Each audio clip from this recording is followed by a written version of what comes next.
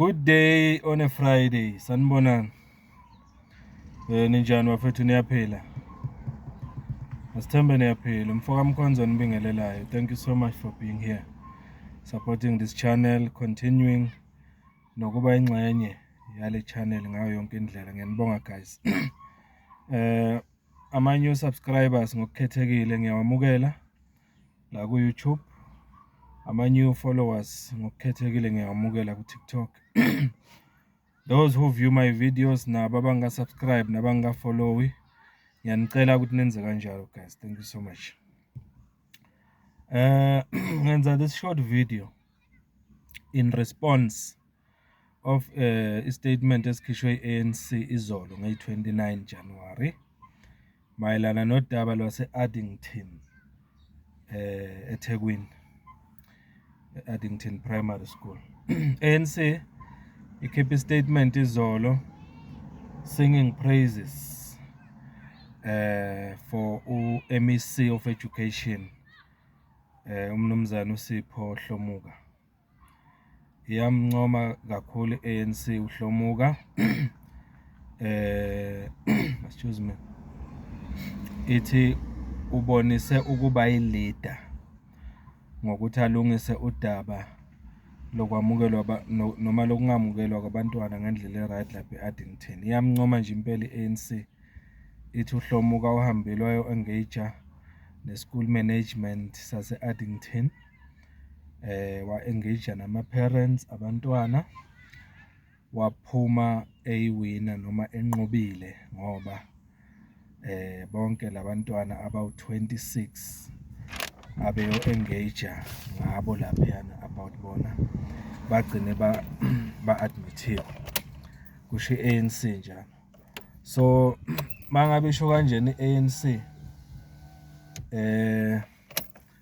ithi uHlomuka noma uMEC uHlomuka lento ayenzile i-demonstrate ukuthi he's a responsible and principled leader.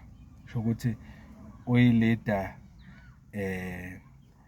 ekwaziyo ukuthi ithathe isinyathelo makufanele.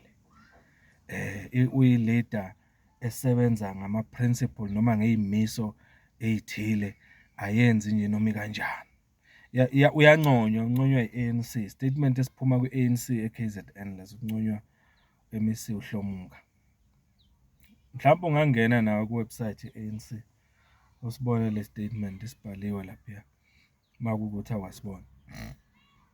Manje ngifuna ukuresponda kulokho ukuthi ngoba izikolo mangingaphosisa izikolo zivulwe lapha kubomhla ka-14 January somewhere there, and since then selo zavula izikolo kuze kube yi-29 January bekulokhu kune march and march lapha eAddington egatini nabazali babantwana, bese kuba umphakathi namanye amaphathi afana no-MK nabanye o-Action SA abasupporta labazali okungamukelwa lapha abantwana babo. Umbuzo wami uthi all these days where was the MEC of Education? Where was the MEC? Njobe sezoqhamuka nge-29 esethola ama-praises ukuthi ubonisa ukuba yi-leader. Where was his leadership all these days before the 29th of January? Where was he?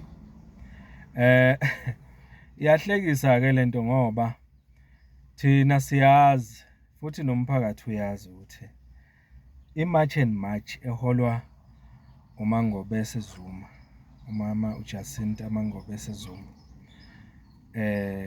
nabo bonke abamsupportayo laphayana ama-movement afana nabo MK Party nabanye abahamba naye i-march and march, bonke ibona abebelapha bezofaka i-pressure, bezofaka ingcindezi kwi-Department of Education and the school ukuthi kumnyama kubovu all the children abazali abezenabo lapha they must be admitted kumnyama kubovu. That was their demand.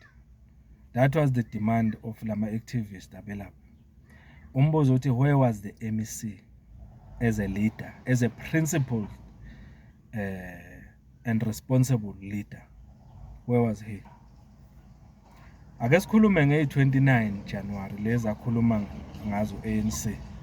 Uma ethi ANC uHlomuka uye lapha wayo engage ne-school management nabazali waba successful ake sikhulume ngale 29 January. Ngalelo langa lelo niyababona lapha ke nibheke izithombe zalabantwana abawu26 abalapha. Niyababona ukuthi bagqoke umfaniswano ofanayo, uniform efanayo futhi batete ikhwama ezifanayo ezibhalwe Addington. Who bought them that school uniform? Who bought them those school bags? Is it the MEC? Is it the responsible and principled MEC of the ANC? Ngicabanga ukuthi nizophendula kuma comments. Ubani othengelela abantwana leya uniform to show phela ukuthi uresponsible, ngoba yiloyo muntu mina ngokwami uresponsible. Yiloyo muntu futhi ngokwami uprincipled, owaziyo nokuthi izingane njoba zilapha nje sifuna nendawo yokungena kungenzeka ukuthi ziswele nama uniform and all that. Who bought them the uniform? Because mina ngokwami that's the person we should praise ngendlela mina engibuka ngayo. Angazi bafethu ake niyiphawule nina niyibuka kanjani le ndaba?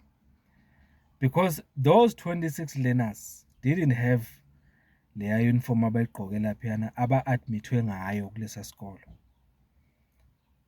So what is the meaning of responsible and principled leadership, ANC?